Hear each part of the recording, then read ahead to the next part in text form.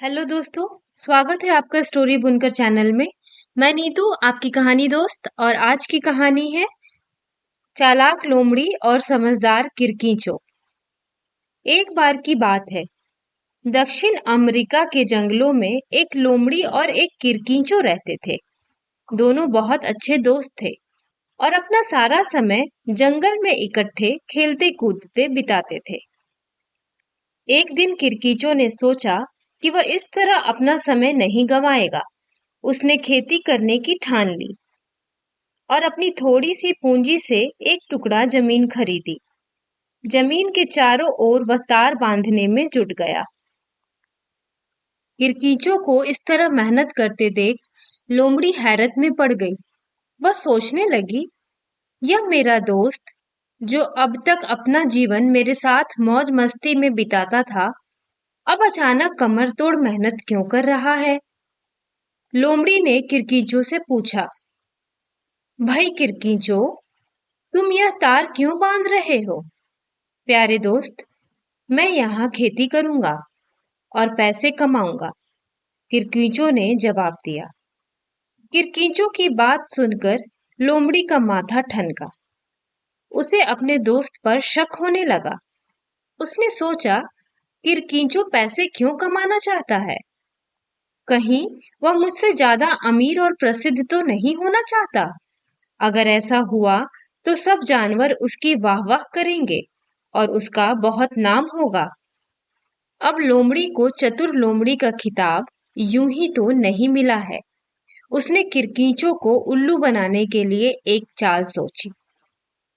उसके पास जाकर लोमड़ी बोली, दोस्त, तुमने जो अपना सारा पैसा जमीन खरीदने में लगा दिया, अब बीज और खाद कहाँ से लाओगे? क्यों ना हम मिलकर खेती करें। तुम्हें बीज के पैसे मैं देती हूँ, पर मेरी एक शर्त है। सो क्या? किरकिचो ने पूछा। लोमड़ी बड़ी नम्रता से बोली, फसल को हम बांटेंगे, लेकिन क्योंकि मैं बीज के पैसे दे रही हूँ, इसलिए यह मैं तय करूंगी कि फसल का कौन सा हिस्सा मेरा होगा। यह बात सुनकर किरकिचो कुछ चौंका। उसे लोमड़ी की चाल समझ में आ गई, लेकिन उसे लोमड़ी की पूंजी की जरूरत थी।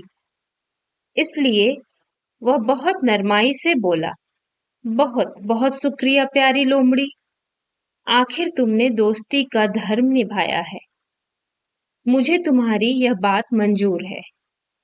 यह सुनकर लोमड़ी की बाछें खिल गई। वह सोचने लगी, कितना मूर्ख है यह किरकिचो।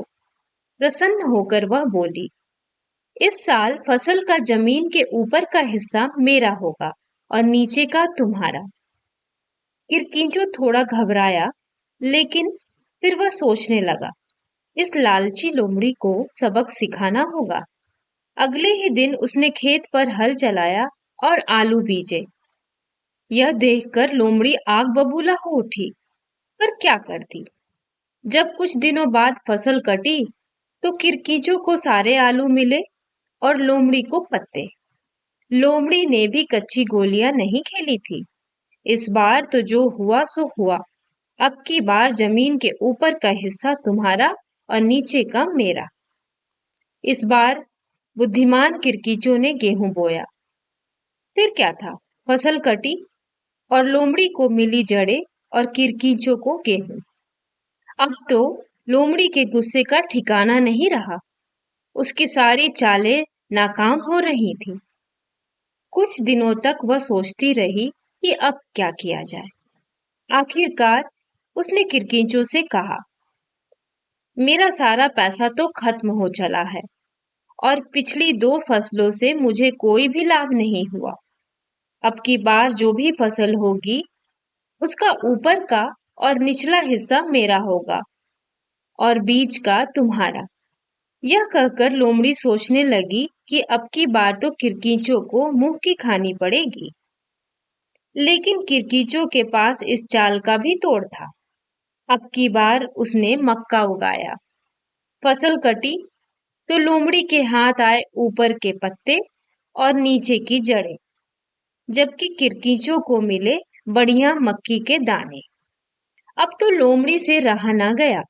उसने किरकीचो को बहुत बुरा भला सुनाया और उसके साथ खेती ना करने का प्रण करके वहां से चली गई। लेकिन अब तक अपनी मेहनत व अक्लमंदी से किरकीचो काफी पैसा कमा चुका था। उसे लोमड़ी की पूंजी की जरूरत नहीं थी। अब वह मेहनत व लगन से खेती करने लगा और मौज से रहने लगा।